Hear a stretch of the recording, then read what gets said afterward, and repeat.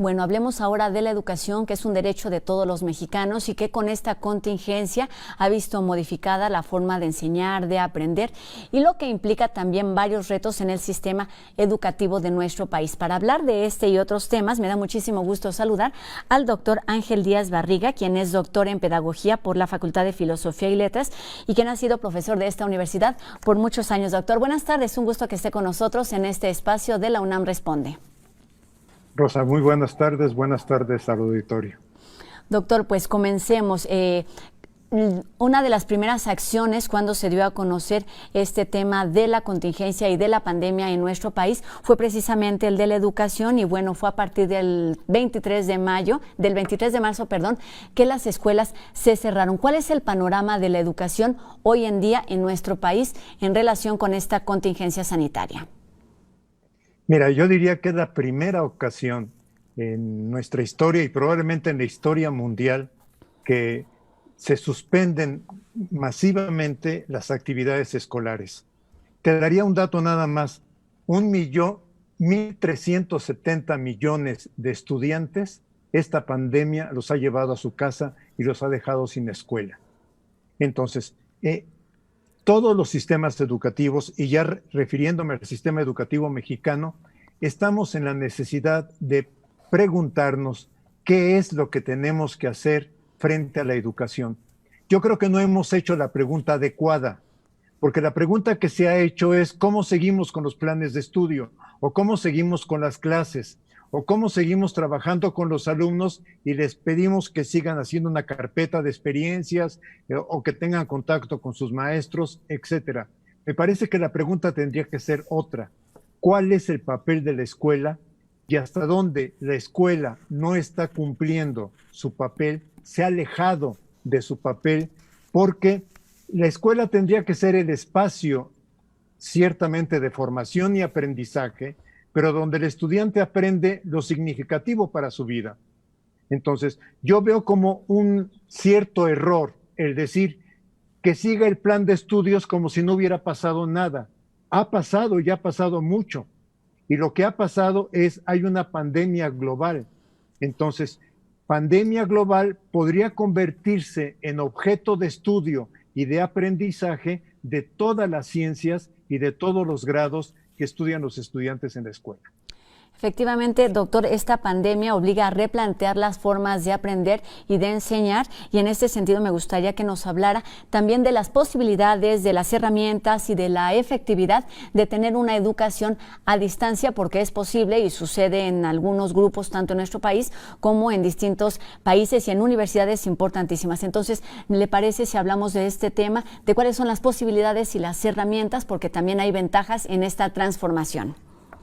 Bueno, primero yo diría, en el caso mexicano estamos trabajando con 3 estrategias: educación a distancia digital o mediada por tecnología, educación a distancia por televisión educativa y educación por radio. O sea, si bien se le ha dado muchísimo más, yo diría, reflectores a la parte digital, a la parte de tecnologías, me parece que es la que en este momento tenemos menos condiciones para desarrollar. Okay. Esto es, no se trata de colocar a un profesor de un lado del monitor y pensar que del otro lado van a estar estudiantes escuchándolos. Eso lo sabemos hacer en el salón de clases. Eso no sirve cuando utilizamos el medio tecnológico digital. La pregunta es, ¿México está capacitado? Yo diría, no necesariamente la respuesta sería sí, porque saber moverse en una computadora, saber usar determinados programas en una computadora, no habilita a una persona para hacer trabajo de educación digital. Yo pondría un ejemplo. Las universidades mexicanas, que es donde se ha desarrollado un poco más el tema de la educación a distancia digital, en realidad nunca hacen un curso con una persona. Siempre es un especialista en la materia, en biología, por ejemplo, un especialista en didáctica que aborde el tema de cómo graduar el proceso de aprendizaje del sujeto y un especialista en manejo de diseño tecnológico. Okay. Y si no se juntan estos 3 especialistas, no se logra hacer un programa mediado por tecnología a distancia. ¿Qué es lo que se está haciendo? Poner profesores frente a la computadora y ponerlos a dar clase. Y esto para los alumnos, no tenemos una investigación consistente en este momento, pero lo que aparece en las redes sociales es que los alumnos dicen es muy aburrido. Esencialmente, Sí. doctor, lo que está mencionando es que falta un proceso de planeación para que esta educación digital cumpla su objetivo.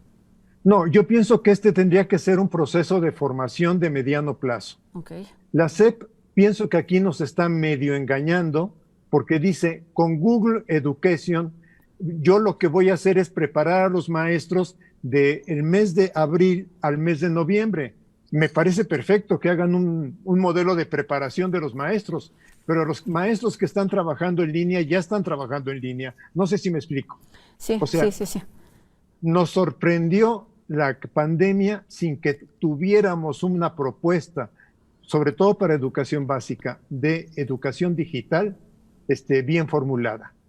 Y lo que se está haciendo, quizá algunas escuelas privadas, esto habría también que separarlo, quizá algunas escuelas privadas que ya tenían un manejo de tecnologías y donde los alumnos en su casa tienen conectividad y tienen computadora, pueden avanzar un poquito más en esto. Pero esto lo que crea es más desigualdad social. O sea, finalmente cuando tenemos pocos estudios, aquí cuando la CENTE, la sección 9 del sindicato, hizo una encuesta a nivel de la Ciudad de México, encontró que solo el 27% de los estudiantes tiene una computadora conectada en su casa, pero que solo el 57% de los profesores dice, yo tengo formación básica para manejar algún programa como Word, como Excel, etcétera. Y solo el 1%, casi el 2% dice, yo me he formado para trabajar digitalmente.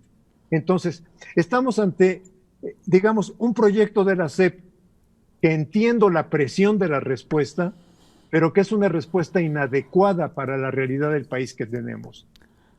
Doctor. Si tomo otro, no, termine, perdón, adelante. Si tomo otro estudio del el Fondo Consultivo del CONACYT, lo que plantea es que solamente 20,000 hogares en México tienen computadora con conectividad. O sea, pensar que nuestra salida hoy es de educación digital es falso. Exactamente, me parece muy importante que toquemos este tema de la desigualdad social y de la familiarización que tengamos tanto con la tecnología en la ciudad y en las comunidades rurales, pero antes de llegar a esta diferencia me parece que podemos hablar de tres grupos que están involucrados en este tema de educación a distancia. Por un lado son los profesores, por supuesto los alumnos, pero también los padres de familia. Comencemos por uno de ellos, doctor, ¿le parece los profesores?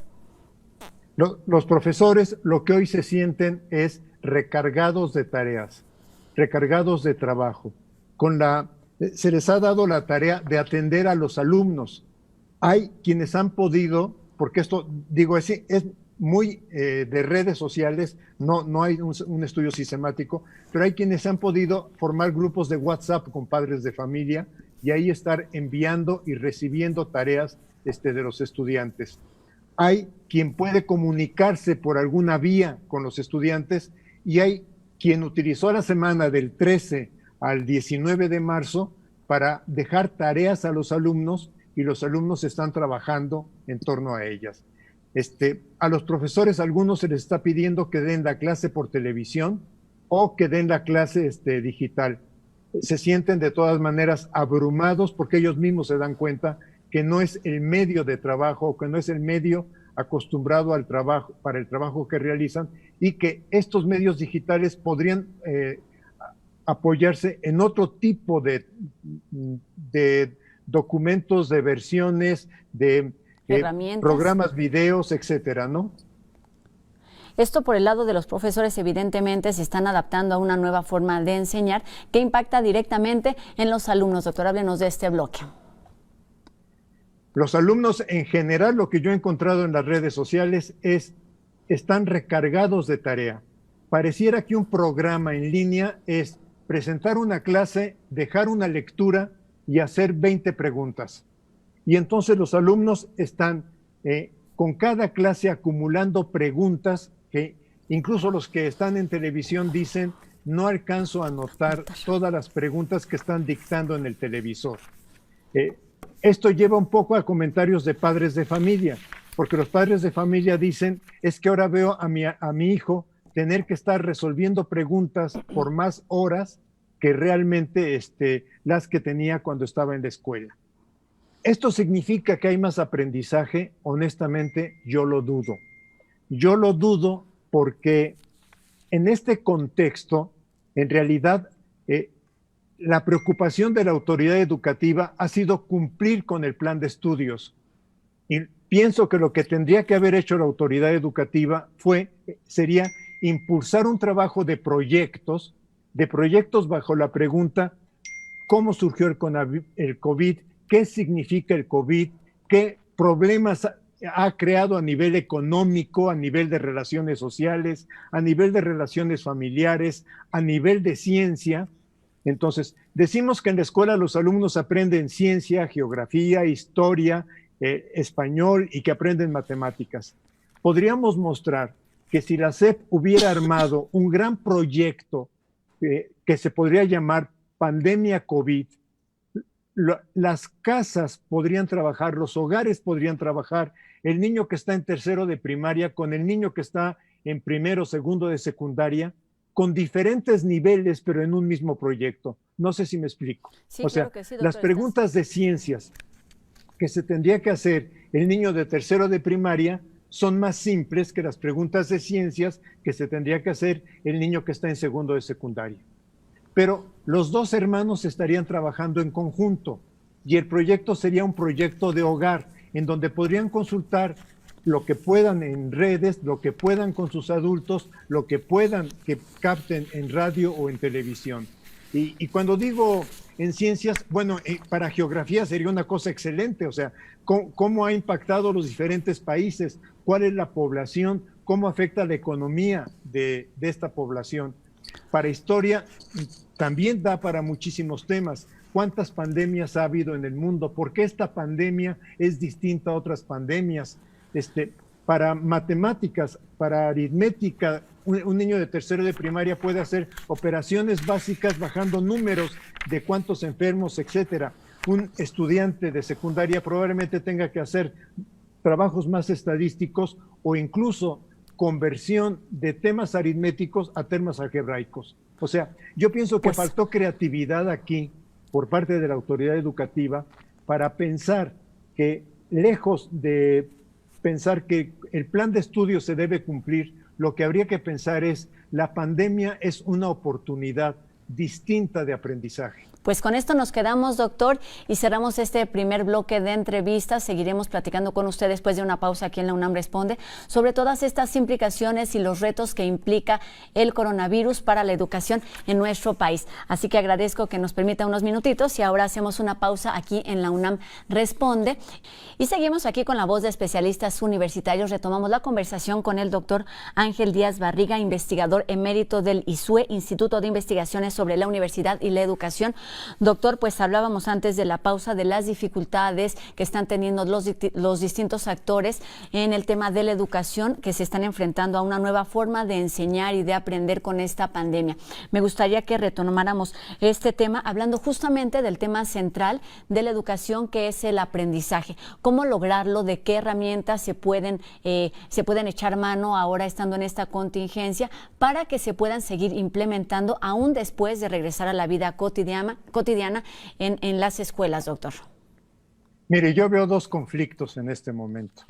Hay un conflicto que impulsa mucho a la autoridad educativa en términos de que el curso escolar se debe cumplir. Y entonces se dice, llevábamos el 73% del curso antes de que la suspensión, estamos siguiendo actividades que nos van a permitir, con la extensión del calendario a julio, cumplir con el plan de estudios. Yo creo que aquí está preocupado, hay una mayor preocupación por un plan de estudios que por un aprendizaje. A ver, ¿qué quiero decir? Los estudiantes están también viviendo una situación inédita. Los estudiantes están reencontrándose con muchas situaciones en su entorno familiar. Una, un presupuesto de la educación, un presupuesto de la escuela, es que la escuela acerca al alumno a los problemas que tiene en su entorno. Sin embargo, ahorita vemos como si la escuela le estuviera dando la espalda a los problemas del entorno. Hay prioridad sobre el currículo, sobre los planes de estudio formal, sobre los libros de texto y no sobre lo que está pasando y lo que está viviendo el estudiante. Yo creo que es un momento excepcional, yo diría, para que como sociedad mexicana, como educadores, como especialistas en temas educativos, nos volvamos a preguntar qué queremos de la escuela, para qué existe la escuela, qué buscamos con la escuela. Y si la escuela la buscamos para que el estudiante aprenda un plan de estudios, creo que estamos haciendo bien la tarea. Pero si lo que la escuela buscamos es que el alumno desarrolle aprendizajes y desarrolle una formación que le permita irse construyendo como sujeto social, como ser humano, como un sujeto con capacidad de relacionarse con los demás, estamos muy mal. Pienso que hemos hecho, que no hemos resuelto el conflicto entre una escuela para calificar o una escuela para aprender. Yo diría, no importaría ahorita mucho en este contexto que no fue pensado, que no fue provocado intencionalmente por el sistema educativo, pero que es un contexto ideal para decir, ¿saben qué? Vamos a dejar de lado las calificaciones y nos vamos a preocupar por los aprendizajes cotidianos que tiene el niño. Es un momento para pensar qué es más importante, el plan de estudios formal y el libro de texto o la realidad cotidiana que está viviendo el estudiante. Todos sabemos que el punto de aprendizaje de un alumno es esto que tiene en su entorno. Entonces, si a mí me dice qué retos de aprendizaje hay, el reto es cómo le regresamos el significado a la propia escuela, cómo reconstruimos nuestro concepto de escuela y cómo le regresamos al alumno la posibilidad de encontrarse para aprender.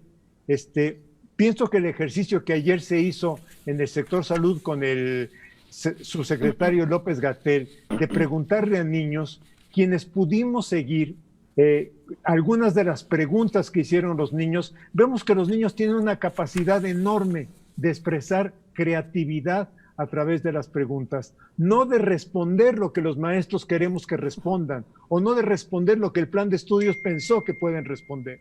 Yo pienso que es momento de voltear la cara hacia el alumno, hacia las distintas etapas del alumno y preguntarle, en este contexto, ¿qué es lo que tú puedes aprender?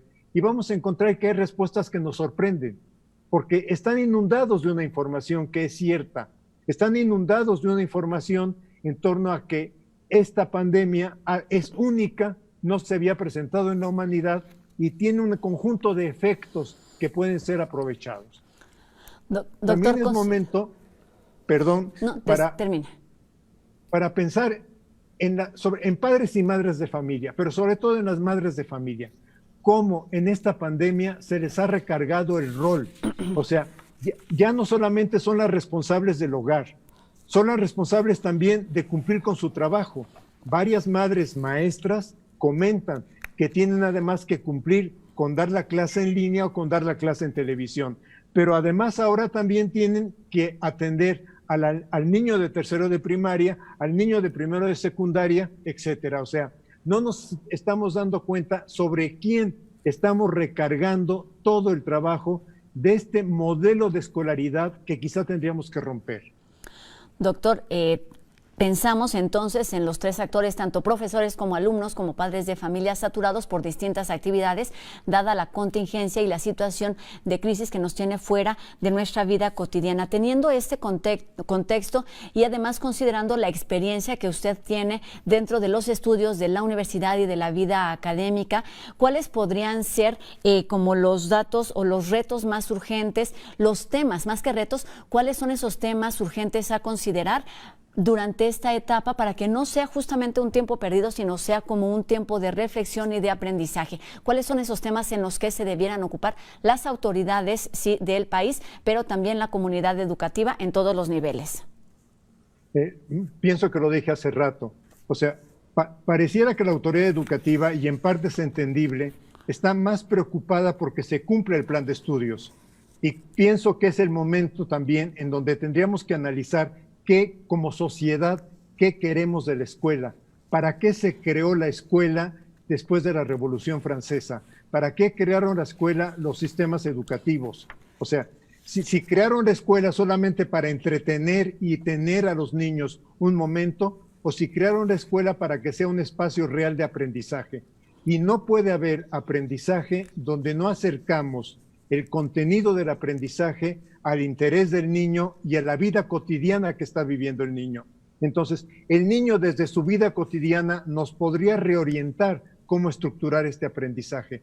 Esto significa que quizá todos los especialistas, incluyéndome, de que podemos decir, a ver, hagamos el plan de estudios en matemáticas así, o en español así, o en química así, volteemos el asunto y empecemos a ver ¿para qué sirven las matemáticas a un niño de tercero de primaria? ¿Qué necesita aplicar de la química un estudiante que está en tercero de secundaria?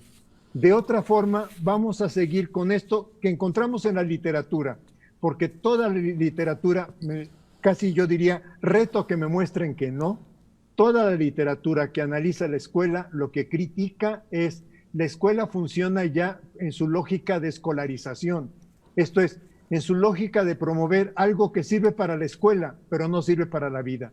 Y pienso que la pandemia nos puede ayudar a pensar que es el momento en que tenemos que empezar a replantear la noción escuela, la noción aprendizaje, la noción alumno y, por supuesto, reconstruir la función docente.